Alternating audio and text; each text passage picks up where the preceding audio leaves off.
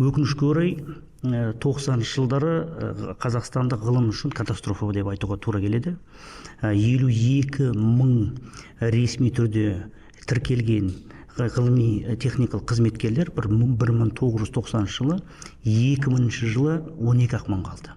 Яғни 35 мыңнан астам ең мықты, піскен ғылыми зерттеу ғалымдарды, қызметкерлерді жоғалтып алдық біз. Оның ішінде өзіңіз де барсыз, Мәулен Сағатханұлы.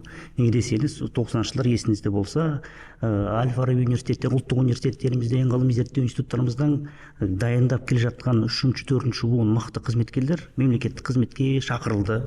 Бизнеске кетті, банкке, зейнетке, сыртқа кеткендер де өте көп. Міне қазір даналықтарда шыға береді ғой. Осындай мықты қазақтың ғалымы Париждегі үлкен зертхананың басшысы болып тағайындалды. Ол сол 90-шы жылдарға кеткен үлкен буынымыз, соларды жоғалтып алдық біз. Қазір енді Нұротханды шақырғандарыңыз өте жақсы болды. Бұл міне жаңадан қазір өзіміздің іштен өсірген Әл-Фараби, Болашақ, ұлттық университеттер, Болашақ, Назарбаев университет өзіміздің ақырында өсіріп келе жатқан 4-ші буын деп айтуға болады. Ғалымдардың ең жарқын өкілдердің біреуі.